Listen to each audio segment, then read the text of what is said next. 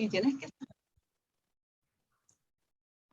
Bien, buenas tardes a todos y todas. Bienvenido a esta sesión de la Escuela Virtual de Gobernanza de Internet. Mi nombre es Alfredo Calderón y quería, a modo de repaso, mencionarles las reglas del juego, ¿verdad? Como decimos por acá en Puerto Rico. Les vamos a pedir que mantengan su micrófono en silencio. Si tienen alguna pregunta, pues levanten la mano en Zoom y tanto Lilian como este servidor estaremos pendientes para darles un turno.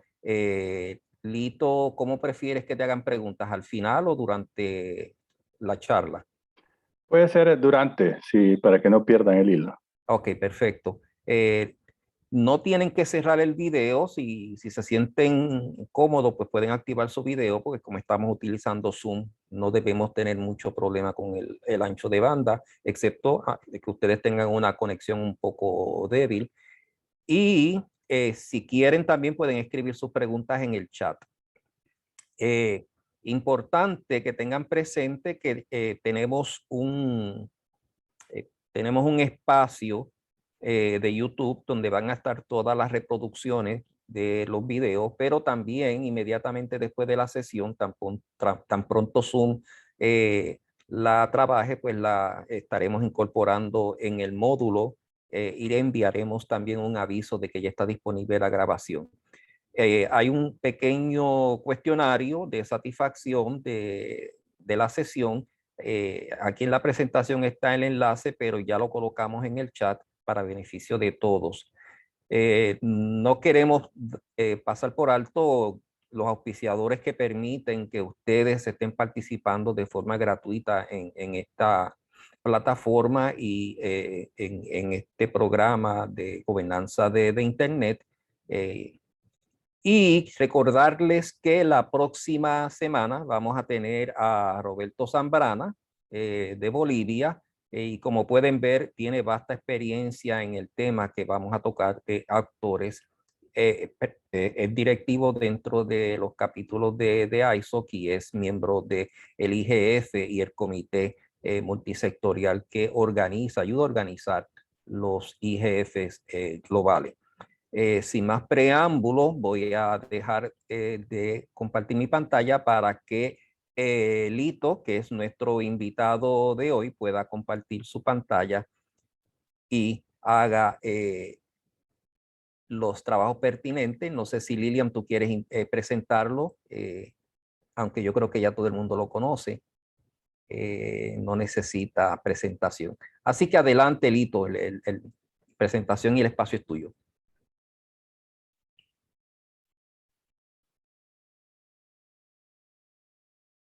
Estás en mute. Estaba en mute, sí. Gracias. Decía, gracias Alfredo, gracias Lilian. Bienvenidos a todos que nos acompañan este día.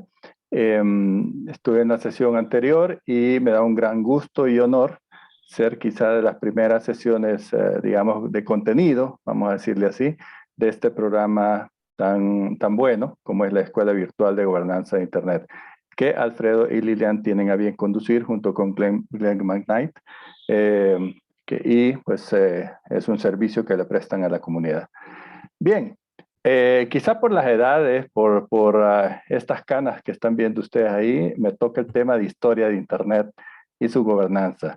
Creo que es un buen tema de introducción a todo lo que se refiere a la gobernanza de Internet, que es el propósito fundamental de este curso, de esta escuela. Y vamos a empezar enseguida, si es que me dejan mover, ahí está. Esta historia en particular comienza en 1969, si bien todos sabemos que cualquier evento tiene precedentes, tiene mucho trabajo probablemente, y sobre todo cuando hablamos de Internet, que lo antecede. En el inicio, y esta fotografía van a ver un poco más adelante otra versión de la misma, es, si quieren, el primer enrutador que existió cuando era ARPANET, lo que ahora es Internet. Los enrutadores, para ser muy breve, son parte de los equipos que nos permiten que los paquetes de datos o toda la información que transmitimos y compartimos a través de Internet, pues llegue, primero salga hacia donde tiene que salir y tome la ruta, por eso enrutador, la ruta que debe tomar para llegar al destino final. El 69, como pusimos ahí, es un año especial.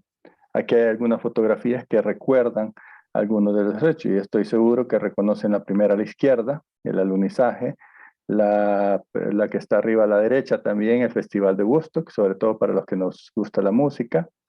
Está también menos conocido la invención del microprocesador, que es la foto en medio arriba, que representa por primera vez el microprocesador, o sea, prácticamente casi el cerebro de una computadora en un chip fue, digamos, creado. Entre invención, creatividad, diseño, ingeniería, pues se creó eso en 1969. También para los que somos seguidores de este cuarteto de Liverpool, en 69 en enero dieron su último concierto en vivo en la azotea de uno de los edificios de Londres. Y la que nos trae al caso es la fotografía en el extremo inferior izquierdo, que representa las 4 universidades que primero se conectaron, o centros de educación superior en los Estados Unidos, que se conectaron a lo que hoy es el pan de cada día y estamos usándolo aquí y estamos estudiando su gobernanza, es decir, Internet. Estos son los primeros hechos relatados y tomados. Esta lámina de una presentación de uno de los pioneros, ya lo vamos a mencionar. Ahí va relatando, como decía antes, los antecedentes, en 67, 68, etcétera. En el 68, si ven que el laboratorio de Los Ángeles, ahí dice May, porque quien lo relataba, como digo, es uno de los pioneros, ya vamos a mencionar quién es, junto a gente como Steve Crocker, John Postel, Vint Cerf y otros para trabajar en el proyecto ARPANET. Se selecciona a la Universidad de California en Los Ángeles como el primer nodo. Steve Crocker crea el primer RFC, Request for Comments, una solicitud de comentarios, que es la manera que hasta el día de hoy se utiliza para documentar desde el punto de vista técnico los protocolos, los avances, las ideas, una vez aprobadas por un equipo de ingenieros, para documentar todo lo que se refiere al diseño desde el punto de vista de ingeniería de Internet. Bueno, y ahí sigue la historia y finalmente ahí en estrella, marcado, que el 29 de octubre de 1969 se envía el primer mensaje de Internet, aunque no se llamaba Internet, desde la Universidad de California en Los Ángeles al Instituto de Investigación de Stanford. Estos son hitos históricos que son importantes a veces recordar por todo lo que contienen. Aquí viene precisamente la bitácora, donde se muestra que a las 10:30 de la noche, hora del Pacífico, el equivalente a las 6:30 UTC del 30 de octubre en ese caso, pero realmente pues en el 29 de octubre del 69, ahí está registrado que a las 10:30 de la noche se mandó un primer mensaje que es también parte de las anécdotas históricas, que querían escribir login y al escribir la L y la O, se interrumpió la comunicación, falló el internet en ese momento, que como digo se llamaba ARPANET, y no pudo llegar el mensaje. Repararon las cuestiones y unas pocas horas más tarde, tuvieron éxito en enviar el mensaje. Por variar, miren que los informáticos trabajando de noche, ¿verdad? Ahí 10:30 de la noche, pues no sabían, pero estaban haciendo historia en ese momento. La persona que aparece ahí, que lo vamos a mencionar, aparece en dos edades, digamos, es Leonard Kleinrock. Ese fue el jefe, era en ese momento, pero él vive todavía. De hecho, de él son las láminas que puse anteriormente, Tuve el honor y el gusto de estar en una charla, en una presentación de él, hace un par de años, un poco más de par de años, pero donde nos contaba, entre otras cosas, y a propósito esta charla va a mezclar algunas anécdotas por ahí, que creo que enriquecen la cuestión. Una de las anécdotas es que él en esa charla dijo que Internet la crearon ellos para intercambiar y compartir información académica, información científica. No es, como dice la leyenda urbana, que fue para prevenir una guerra nuclear o un momento en que el mundo estuviera en un problema, que se cortaran todas las comunicaciones. Si bien es cierto que también sirve ese propósito, no fue creada con ese fin. Y aparece, les decía, Leonard Kleinrock en dos edades, y aparece porque él fue la persona, no la que digitó, digamos, las letras LO, pero la persona que estaba a cargo de ese lugar, y un estudiante fue quien digitó ese mensaje, pero él estaba ahí también. Por eso se le asocia como parte, pues, de los pioneros de Internet.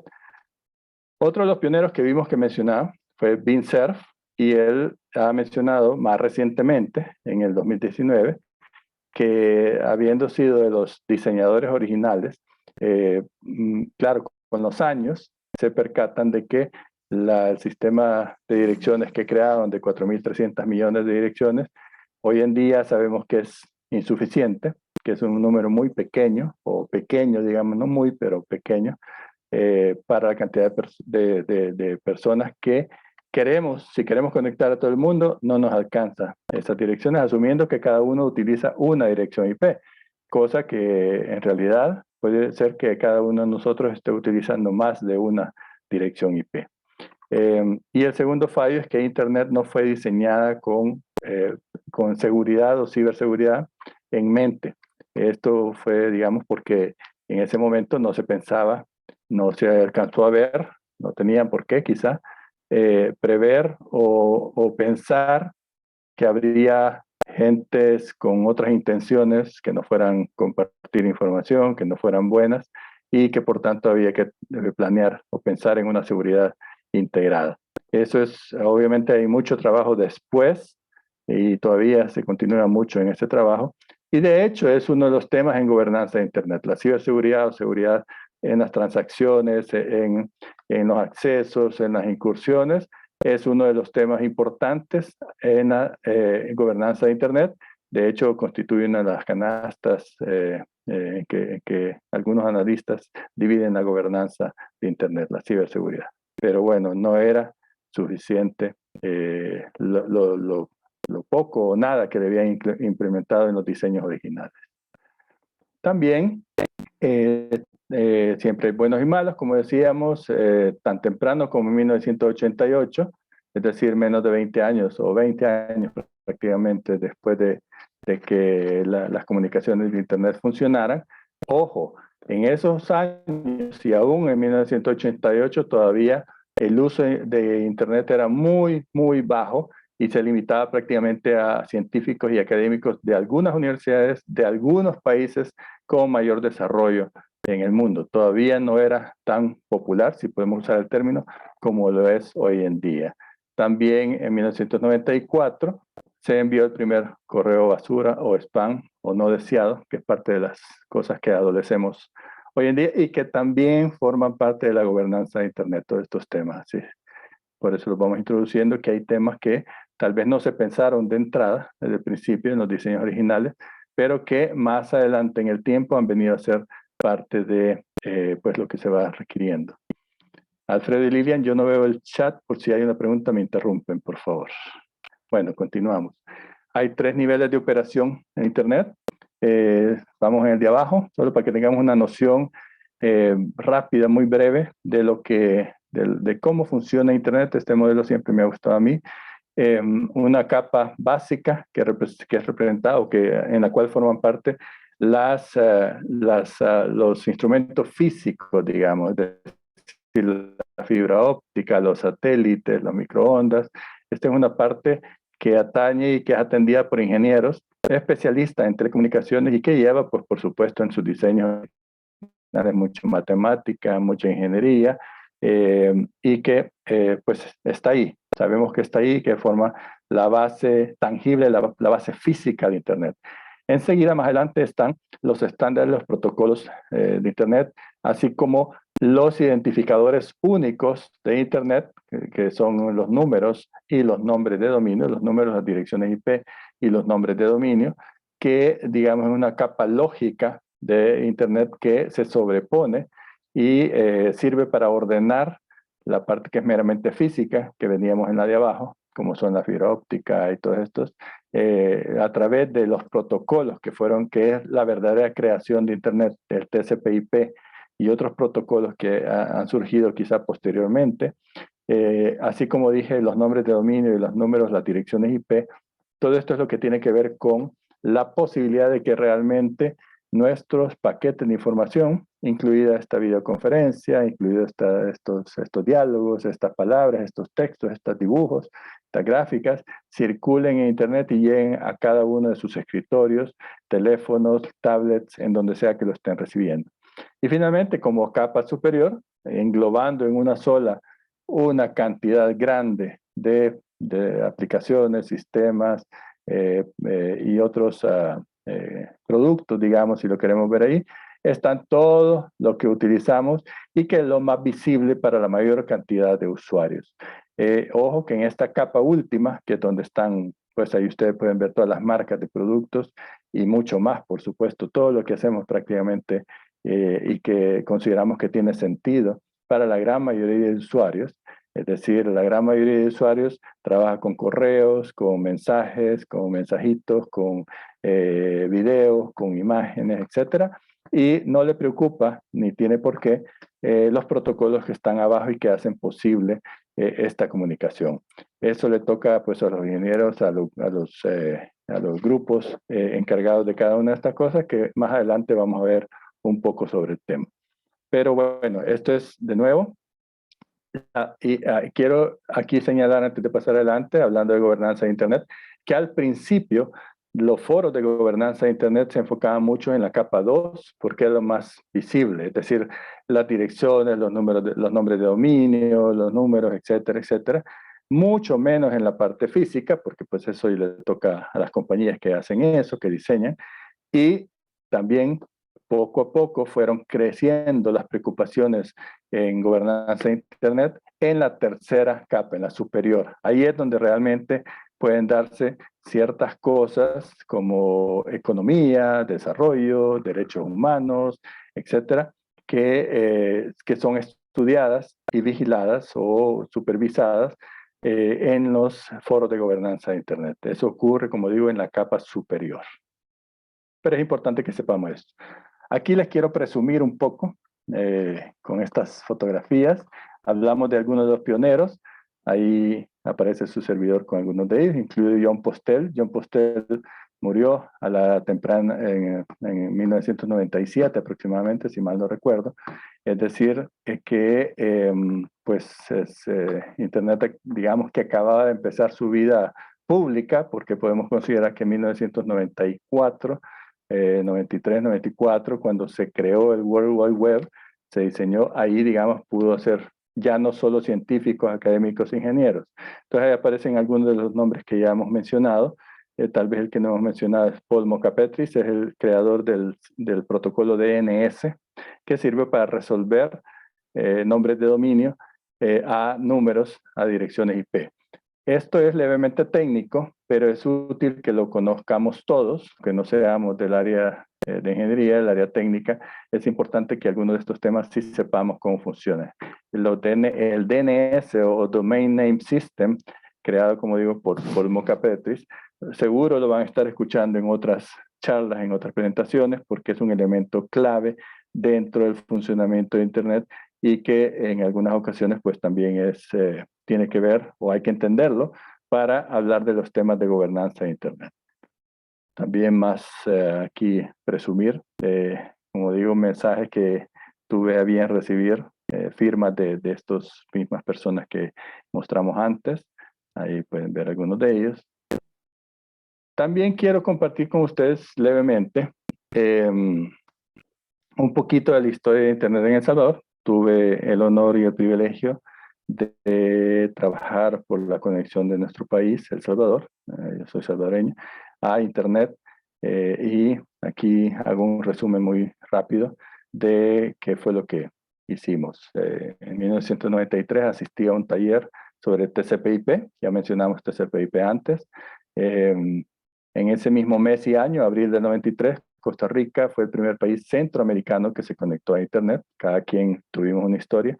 Bueno, y esto es, creo yo, relevante mencionar porque en muchos casos de nuestros países, todos los países que están aquí representados, cada quien tuvo su historia, su propia historia de cómo se conectó a Internet. Hay unas, por supuesto, creo yo que todas son muy interesantes, pero recogen a veces anécdotas o enseñanzas o principios que algunos de ellos prevalecen y son importantes a tener en consideración para la gobernanza de Internet. Bueno, ahí está parte de la historia, no voy a entrar en detalle, simplemente ahí aparecen algunas de las fechas en las cuales, como digo, he tenido el gusto y el privilegio de estar interactuando. Ahí aparece una foto del servidor que fue el primer servidor primario de la zona SB, un computador normal, común y corriente, sencillo. Y arriba aparece la foto de un edificio aquí en el centro de San Salvador, que es donde hicimos esa conexión. En ese momento ese edificio pertenecía a la entidad pública de telecomunicaciones.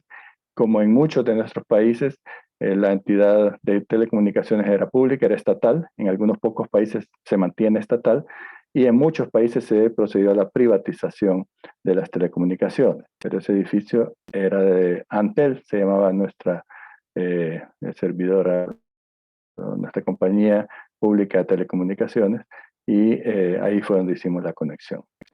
Algunas anécdotas que les decía pueden ser algunas interesantes. Esta fue la primera dirección de correo que se creó bajo SB, que es la mía, cuando yo trabajaba en esta universidad, en la UCA. Los primeros mensajes, en nuestro caso, venían en ruso. Yo creo que porque creían que SB era soviet, pienso yo, y por eso los mandaban en ruso. Por supuesto, no había Google Translator para saber qué decían, así es que saber qué decían ahí. Y bueno, otros temas ahí más particulares a nuestra historia. También hay estas otras anécdotas, unas, no sé si cómicas, pero por lo menos tranquilas, y otras más serias. Por ejemplo, algunas gentes no creían que un país como El Salvador, y probablemente en alguno de sus países pasó algo similar, tuviéramos el nivel de desarrollo como para estar conectados a Internet. Recordemos que Internet se consideraba algo súper tecnológico, súper avanzado, y no era, tal vez alguna gente no pensaba que estos países, nuestros países, pues con algún desarrollo no podíamos estar todavía ahí. Obvio, tampoco El Salvador fue de los primeros en conectarse. En Sudamérica, sobre todo, y México, habían otros países pues que ya estaban conectados a Internet. Y luego algunas confusiones que no vamos a entrar en detalle por el tiempo, creo que son más relevantes otras cosas, pero así dicho rápidamente, como antes y todavía se usa para hacer investigaciones las direcciones IP, de donde vienen los mensajes. Había un bloque de direcciones de 65,000 direcciones IP que estaba a mi nombre, y por eso se recibían visitas de FBI, Interpol y otras entidades buscando, digamos, posibles crímenes o delitos más que crímenes que se hubieran cometido a través de Internet con esas direcciones. Aquí está, esta es una fotografía, una digitalización del evento en donde se dio, ahí pueden ver la interconexión de Costa Rica a la red de Internet e inauguración de la Red Nacional de Investigación en la Universidad de Costa Rica. Como dije antes, yo estaba en ese país recibiendo un taller patrocinado por la OEA, pero tuve el honor, el gusto de estar en esta inauguración de Internet, Costa Rica Internet, y de ahí pues yo vine con la idea de que El Salvador también tenía que estar conectado, pero ellos pues hicieron esta conexión, y como de nuevo en la mayoría de nuestros países creo que no fue noticia en ese momento, pues no se sabía, los medios, la sociedad en general no sabía que era Internet y no le dieron tanta relevancia. Aquí es la mención de cuando también en el 94 se recibí yo la delegación del punto SB y un bloque de direcciones IP, que son dos de los recursos desde el punto de vista técnico, los nombres de dominio y las direcciones IP, que son esenciales para que Internet funcione. Entonces eso como digo, es parte de lo que es, creo, relevante recordar para efectos de gobernanza de Internet. Eso es nada más la anécdota de que aquí comenzamos, como en otros países también, a través de otro esquema, que no era una conexión directa a Internet, sino a través de una llamada telefónica, así por usando telefonía normal, que se hacía a medianoche porque eran más baratas las tarifas, y ahí se intercambiaban los correos, los mensajes de correo electrónico entre y hacia, o desde y hacia cualquier dirección en .sb. Así fue como comenzamos Internet acá, como digamos en este esquema que se llama técnicamente UUCP, Unix to Unix Communication Protocol.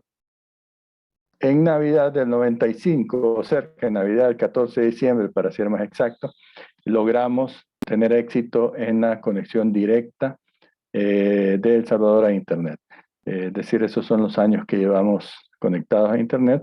Y como digo, muchos países de nuestra región, algunos se conectaron antes de esto, y yo creo que pocos habrán sido después, porque sí fuimos de los últimos, digámosle así, en conectarnos. Bueno, aquí en nuestro caso particular ocurrió la privatización de las telecomunicaciones, eso por casualidad, así que coincide que cuando Internet viene a nuestro país, estamos justo en el cambio a compañías privadas que ofrecían los servicios de telecomunicaciones. Aún así, obviamente Internet no se difundió tan rápidamente. Luego aquí, yo fundé SBNet, que es una ONG, una organización sin fines de lucro, que se dedica, que es la que administra los dominios .sb, y los primeros, lo que decimos aquí es que los primeros 8 años se daba este servicio gratuitamente.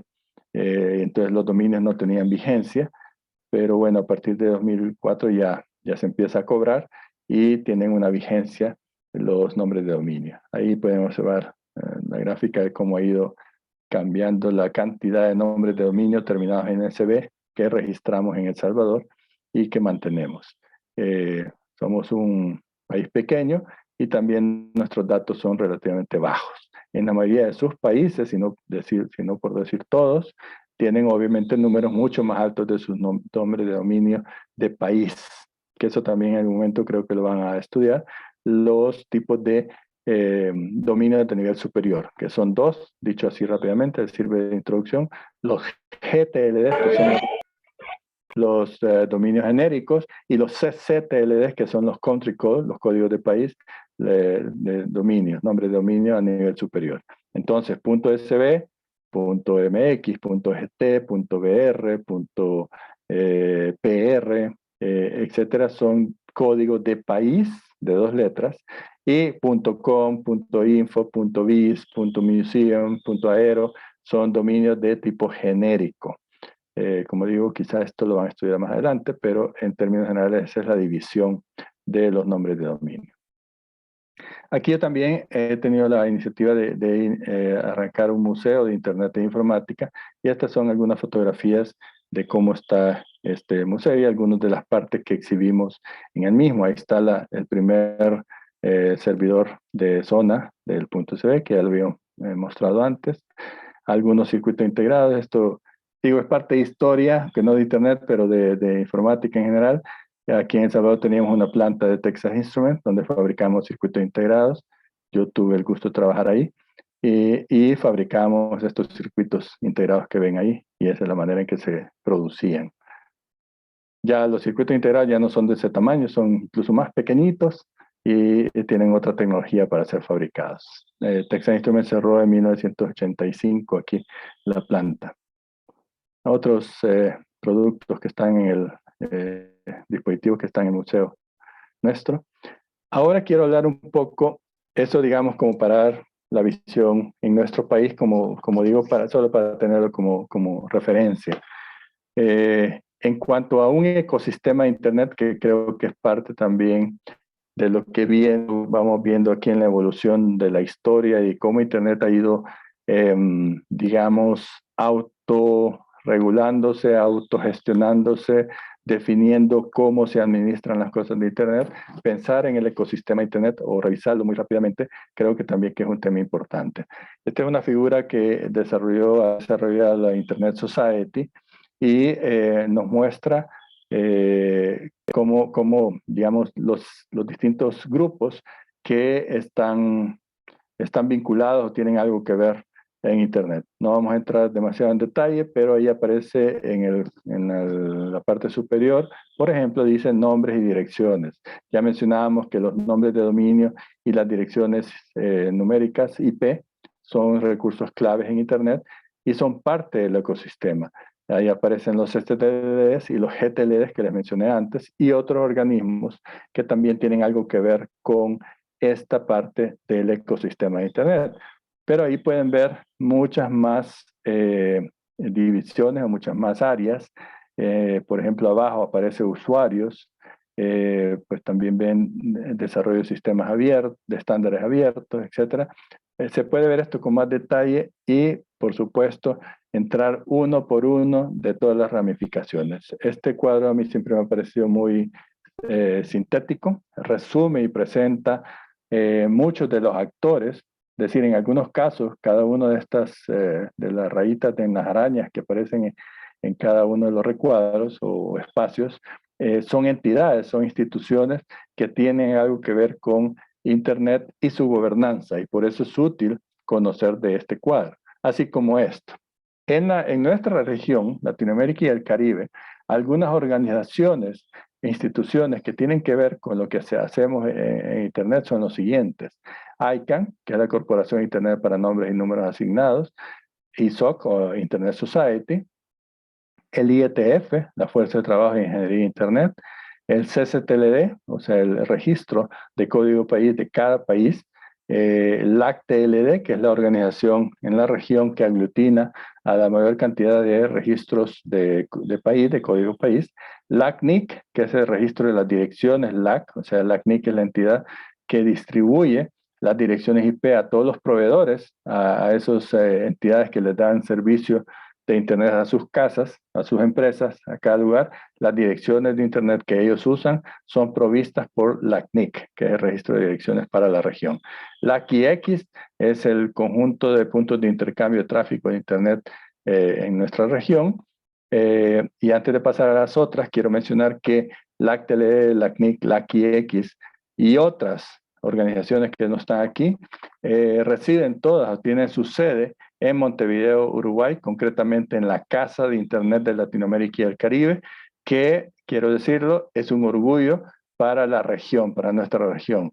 El que hayamos creado esa Casa de Internet de Latinoamérica y el Caribe y que está físicamente en Montevideo, y como dije, ahí residen varias de estas organizaciones regionales, obviamente no las nacionales, pero sí las regionales. Internet Society está ahí, por ejemplo, Internet Society para Latinoamérica, ICANN para Latinoamérica está ahí también, además de LACTLD, LACNIC, LACIX y otras más, la mayoría vinculadas a Internet desde su punto de vista. Decía, esto facilita los trabajos, las sinergias que se crean entre estas distintas organizaciones.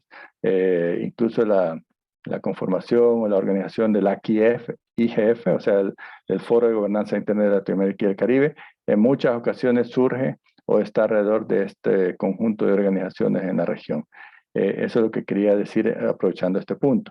Obviamente hay organizaciones adicionales de la sociedad civil, la misma academia, las universidades, la Unión Internacional de Telecomunicaciones, organismos multilaterales como EA, Naciones Unidas, etcétera, y o cooperantes como los bancos multilaterales, los bancos cooperantes como BID, Banco Mundial, etcétera, también son parte del ecosistema de Internet en nuestra región. Eso es importante también saberlo para que en algún momento podamos dibujar un mapa de los actores relevantes de Internet en nuestra región. Hablemos un poquito brevemente de los modelos en que se puede establecer una gobernanza de Internet. El modelo multi-stakeholder o de múltiples partes interesadas, hay que decir, desde ya lo digo, es el preferido, el que a muchos lo pensamos como el modelo ideal o de preferencia para administrar, para hacer la gobernanza de Internet. ¿Qué quiere decir? Un modelo donde se puede participar en igualdad de condiciones las empresas privadas, los gobiernos, las organizaciones de la sociedad civil, la academia, la comunidad técnica. Esto agrega mucha más diversidad, apertura, transparencia y accesibilidad, que son parte de los principios con que fue fundado Internet. Por eso es relevante la historia de Internet. Dijimos que comienza en el año 69, si se fijan, estamos ahí cerca, como humanidad me refiero, a esa época como, llamémoslo hippie, como más de compartir, de ser solidarios, etcétera. Y eso le da un cierto matiz a las personas, a los ingenieros, que hemos visto algunos de ellos ahí, que crearon y concibieron todo el modelo para Internet y su gobernanza. Entonces, este, como digo, es el modelo preferido, que varios preferimos para administrar las cosas de Internet.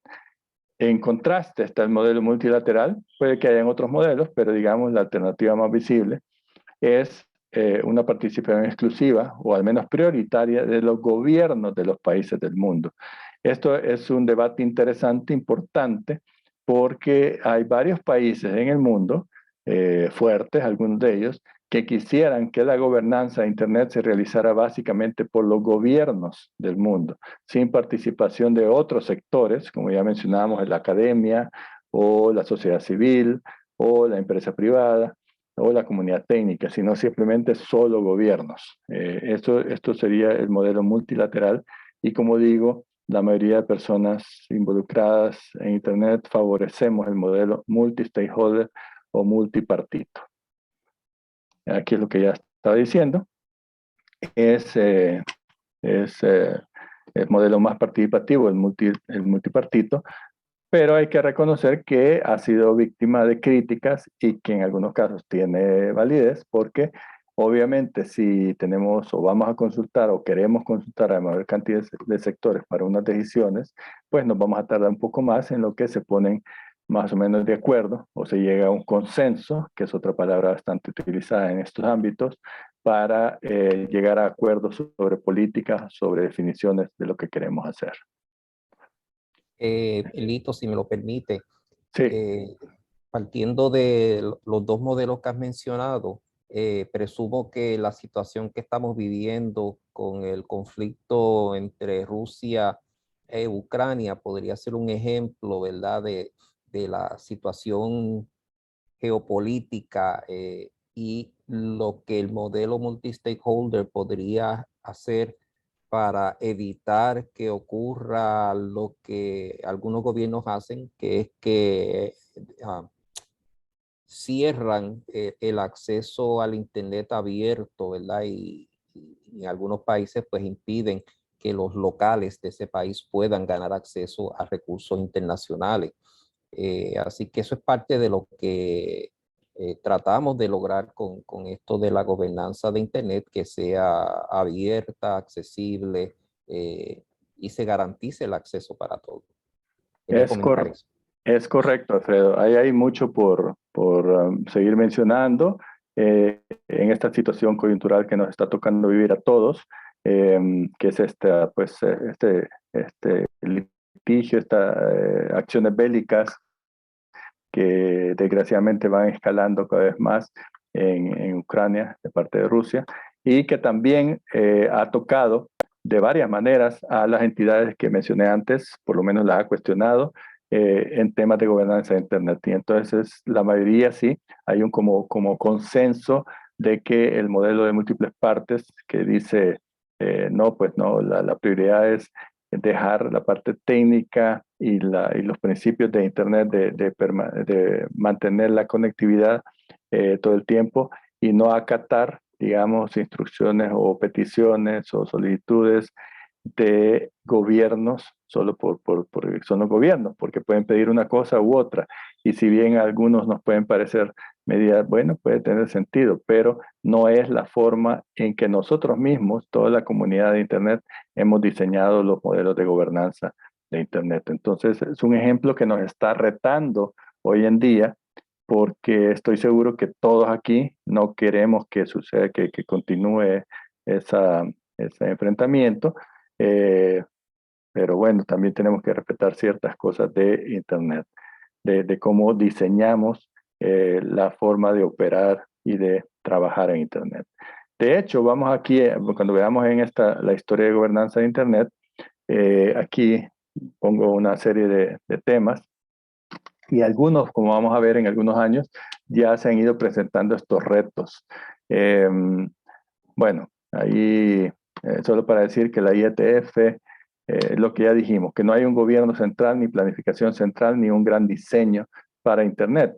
La idea siempre fue desde el principio que fuera descentralizada, que su gobernanza, que su administración fuera distribuida y que no hubiera, por eso no hay un gobierno de Internet, no hay una policía de Internet, no hay una unidad central que desconecta Internet a su antojo, ni mucho menos. La idea de pues, esta herramienta, cuando ya elevó su categoría, digamos, a pasar a ser mundial y en muchos casos se ha convertido en algo esencial, pues ya tuvo que adoptar ciertos principios, ciertas ideas, crear ciertas instituciones para que esto prevaleciera de esa manera con los principios con los que fue concebida.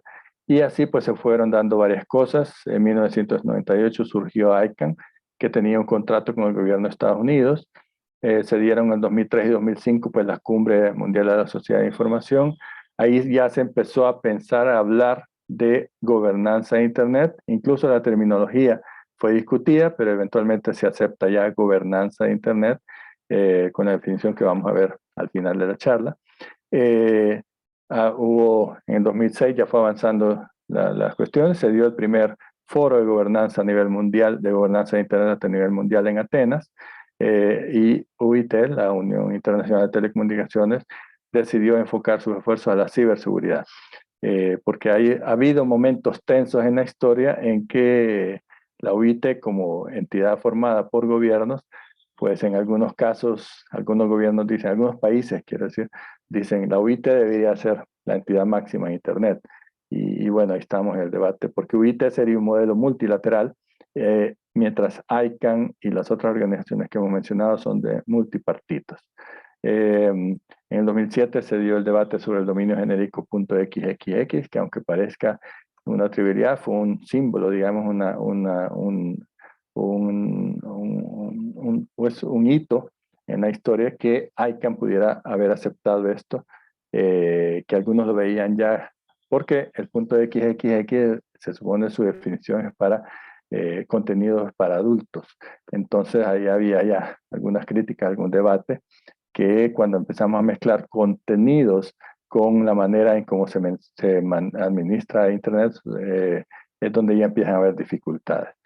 El segundo IGF, Foro de Gobernanza de Internet a nivel mundial, se dio en Río, y se agregaron a la agenda los recursos críticos, es decir, el sistema de nombre de dominio del nivel superior y otros temas. Poco a poco fue creciendo el interés o la relevancia, si queremos verlo así, de la gobernanza de Internet. En 2008 ya se empezó a hablar de la neutralidad de las redes, la privacidad y protección de datos en redes sociales que iban creciendo.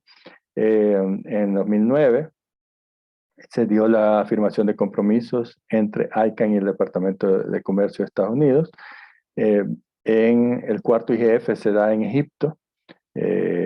Algunos países desde siempre y desde entonces buscaban un anclaje mayor de la ONU, es decir, una participación mayor de Naciones Unidas, lo cual significaría más prominencia de gobiernos.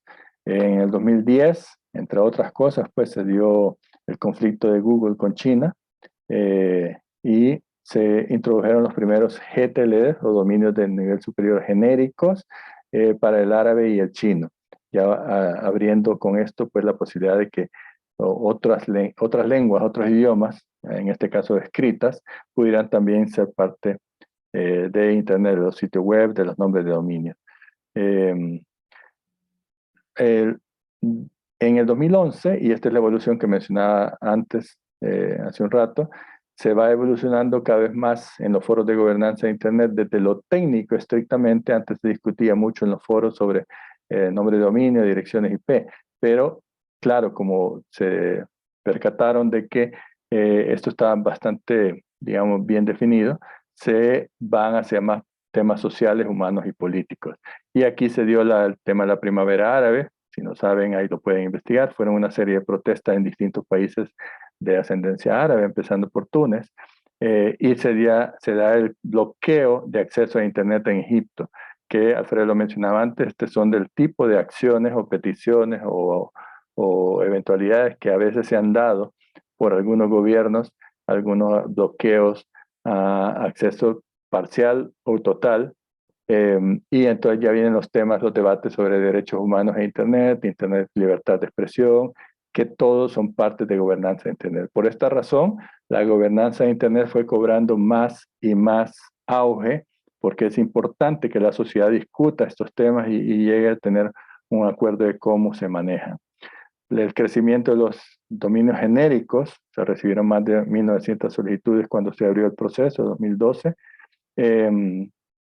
fue también significativo, así como desarrollo de las propuestas que fallaron de SOPA y ACTA, que eran leyes, propuestas de leyes para, digamos, proteger aún más la propiedad intelectual, o más bien atacar o digamos, restringir por algunos desarrollos relacionados, vinculados a la propiedad intelectual.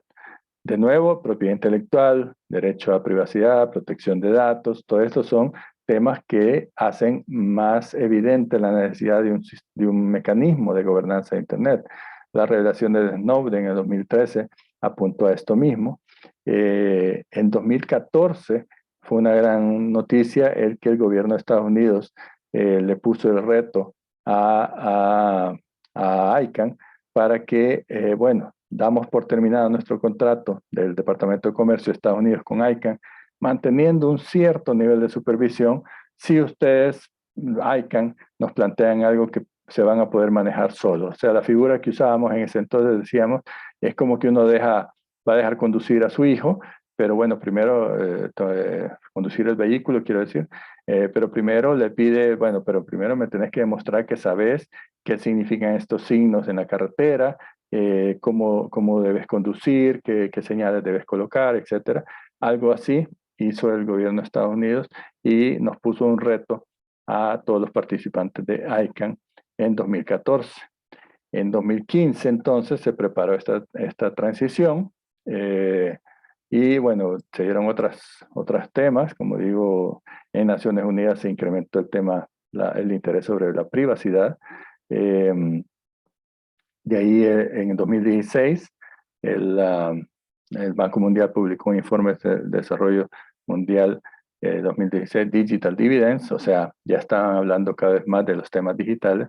Y para mí, la gran noticia, y para algunos de los que estamos aquí, que tuvimos el gusto de vivirla, fue que el 1 de octubre de 2016 terminó el contrato entre el Departamento de Comercio de Estados Unidos y ICANN, digamos, confiriéndole a ICANN, que es una entidad de múltiples países, no solo multi-stakeholders, sino de múltiples países, y en el cual todos podemos expresar nuestra opinión, digamos, como que la supervisión completa de Internet. Para ir terminando, solo quiero dejar esto como introducción. Lo van a ver también, o ya lo tienen, ya lo estudiaron, una de las definiciones aceptadas de gobernanza de Internet, que es el desarrollo y aplicación de principios, normas, reglas, procedimientos para la toma de decisiones y programas comunes por parte de gobiernos, sector privado y sociedad civil con el fin de dar forma a la evolución y uso de Internet. Eso es tomado del libro Gobernanza de Internet, la 7ª edición de Jovan Kurbalija. Ahí está el vínculo donde lo pueden descargar en PDF. Tengo la suerte de tenerlo aquí en físico, pero pues ahí pueden descargarlo y tenerlo como una de las referencias. Obviamente hay mucho escrito sobre gobernanza de Internet y estoy seguro de que los siguientes ponentes les van a dar también más luces sobre, en general, gobernanza de Internet. Solo concluyo siguiendo este libro, ellos hablan de 7 canastas de gobernanza de Internet, es decir, 7 espacios para efectos de análisis o de estudio, y son estos: la infraestructura y la estandarización, ahí donde cabe todo, parte de lo que hemos dicho en la parte técnica, nombre de dominio, direcciones IP, todas estas empresas o instituciones que se dedican a esto, la seguridad, la parte legal, la parte económica, la parte relativa al desarrollo, el sociocultural y los derechos humanos, que ha sido agregada más recientemente. Esa es la manera en que se divide, digamos, según este autor o algunos autores, el tema de gobernanza de Internet. Con eso termino, digamos, mi participación y quedo abierto a preguntas. en lo que los compañeros, si tienen alguna duda o pregunta, se organizan y lo plantean, quería mencionarte, Lito, en una de las diapositivas mencionaste lo del TCP/IP y que originalmente pues se pensaban que el número que había en 32 bits era suficiente. eh, y obviamente sabemos hoy en día que una de las razones por la cual hablamos, y lo vamos a ver de hecho en uno de los módulos, hablamos de IP versión 4 y luego la evolución a IP versión 6, es por la abundancia de equipos y dispositivos que hoy en día, cuando hablamos del Internet de las cosas, se conectan y necesitan tener una dirección única, ¿verdad? Para que no haya conflicto. La analogía que siempre utilizamos es la del correo postal, ¿verdad? Para que sea una dirección única. Si quieres Correcto. abundar un Sí, poquito sobre eso, te lo agradezco. gracias, sí, con gusto. En efecto, la versión, así le llaman, pues del protocolo IP, Internet Protocol, literalmente, que es la IP de TCP/IP, que más se usa hoy en día, es llamada IP versión 4, y como dijo Alfredo, tiene, esto es un poco técnico, pero para que lo entendamos, tiene 32 bits. Yo lo puse ahí diciendo que son 4.300 millones de direcciones IP posible. Eso quiere decir que si cada uno de los habitantes del mundo para conectarse a Internet necesita, pues sí, porque sí, ese es el protocolo de Internet, una dirección que sea única en el mundo, al menos en el momento en que está utilizando Internet. Ya después la puede liberar y la puede usar alguien más. Pero por el momento tiene que ser única. ¿Por qué? Porque los paquetes de datos para que lleguen a mi computadora y no a de mi vecino, si estoy en un cibercafé o en un centro educativo, o no le lleguen a alguien que nada que ver, sino que si yo escribí un correo o yo quise ver un sitio web y que la información regrese a mi computadora o a mi celular o a mi iPad o a mi tablet en general, tengo que tener un identificador único que es una dirección IP única en el mundo. Entonces, en el diseño original, y por eso Vint Cerf lo decía, no se pensó que Internet iba a ser utilizado por más de 4.300 millones de personas, entidades, máquinas o lo que fuera. Se equivocaron.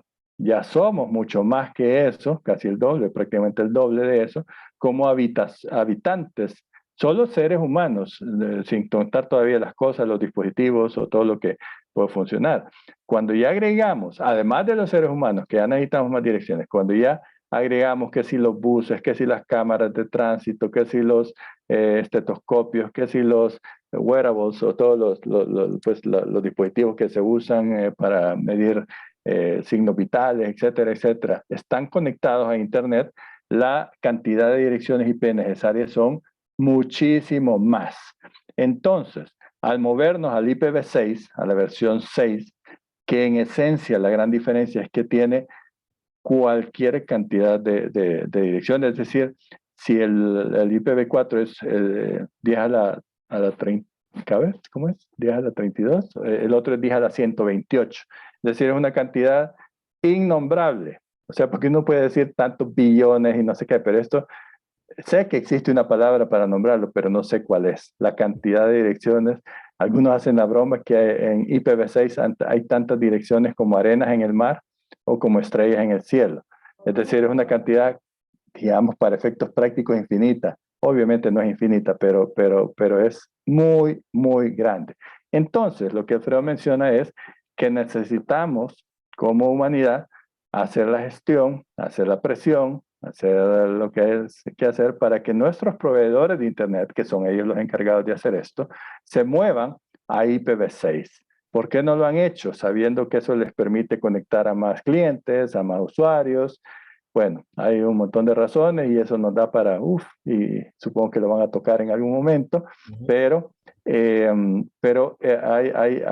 todo un tema ahí en que a estas alturas, porque el protocolo IPv6 fue inventado, fue diseñado hace ya como 15 o 20 años, o sea, no es que ahorita se les acaba de ocurrir. Por tanto, hay muchas máquinas ya, muchos enrutadores que mencionamos, los celulares, los tablets de hoy en día ya vienen listos para correr con IPv6. Entonces el cambio básicamente tiene que ser hecho en los proveedores de Internet. Y ahí pueden alegar ellos costos, pueden alegar inversiones que han hecho en el pasado, etcétera, etcétera. Pero ojalá nos movamos en algún momento completamente a IPv6. Gracias, Lito. Y quisiera mencionarles a todos y a todas, ¿verdad? Que no se asusten si ustedes en este viaje por la historia de la gobernanza de Internet y del Internet, se mencionaron muchos temas y todos esos temas que se mencionaron, las 7 canastas, las vamos a tocar en cada uno de los módulos individualmente. Y vamos a cerrar con un módulo interesante que es el de las tecnologías emergentes, donde tratamos de recoger todo ese conocimiento que hemos aprendido a través de los módulos previos y ver nuestro pensar y cómo nosotros nos podemos integrar, ¿verdad?, en este ecosistema de Internet, que también lo vamos a ver en detalle. Vamos a ver todas las organizaciones. Algunas las van a mencionar algunos de los ponentes, como Lito ha mencionado algunas, y en otros casos vamos a profundizar en ellas porque son, entendemos nosotros, que parte esencial, ¿verdad?, de esta gobernanza del Internet y de la evolución y cómo ustedes como usuarios finales se pueden integrar. Así que cójalo con calma, vayan estudiando el módulo, ¿verdad?, semana a semana y prepárense, preparen preguntas para cada uno de los ponentes que vamos a tener en el futuro.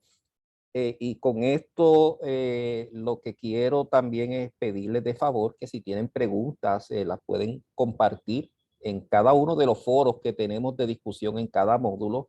Lito está suscrito, él puede verlas eventualmente y puede responder individualmente o a través de Lilian y este servidor, que también tenemos acceso a todo lo que está ocurriendo, también podemos compartirlo. No quiero dejar pasar la oportunidad porque Lito mencionó algo interesante cuando él habló de la historia del Internet en algunos países. Sería interesante si los participantes contaran su historia de cómo se inició el Internet en su país. Así que en este foro también, de este primer módulo, si ustedes entienden que hay una fuente, un recurso que podemos utilizar para ver cómo evolucionó, se inició y evolucionó el Internet en su país, compártanlo con nosotros. O si alguno de ustedes sabe de un recurso que recoge el desarrollo del Internet en varios países, que yo sé que los hay, nos los hacen llegar y lo compartiremos con todos, sobre todo si es en español. Y por eso la naturaleza de este curso, tenemos una versión en inglés que es global, pero quisimos hacer una versión en español, ¿verdad?, para la región, porque queremos tocar puntos que sean pertinentes para la región. No quiero terminar sin agradecerle a Lito la excelente presentación que ha hecho. Y sé que no hay pregunta porque todo estuvo tan y tan claro y tan entendible, todo se entendió perfectamente. Y creo que muchos de los planteamientos que acabas de hacer, Lito, en esta presentación, lo vamos a estar cubriendo a través de las 10 semanas que vamos a estar compartiendo con los compañeros. El libro está incluido en los recursos complementarios del módulo, así que lo pueden buscar allí también si no pudieron capturar el enlace. Sin embargo, la presentación del Lito también ya la acabamos de incorporar en el módulo, así que pueden ir al módulo de la historia y van a ver que aparece el enlace para que puedan descargar la presentación del Lito en formato de PDF. Lilian, te cedo a ti la palabra para que cierres la sesión. Adelante. Gracias, Alfredo. Bueno, nuevamente darle las gracias a Lito. Es un apoyo fundamental para este proyecto de la Escuela de Gobernanza en Español. Agradecerle a los alumnos que se conectaron, como les he publicado en la plataforma, en las redes y en YouTube. No se olviden de llenar el formulario de evaluación. Los invito para la próxima semana, el próximo jueves, con el módulo de actores. Va a estar Roberto Zambrana de Bolivia. Va a ser también una muy buena sesión, muy interesante, así que los invito a conectarse. Les deseo pues un feliz resto de día, una feliz noche y gracias por conectarse. Cualquier cosa ya saben que estamos a sus órdenes a través de los correos electrónicos y no se olviden de seguirnos en nuestras redes sociales. Muchas gracias. Bien, gracias Lito y buenas noches a todos. Gracias a todos, felicitaciones. Bien. Hasta pronto. Gracias. Gracias.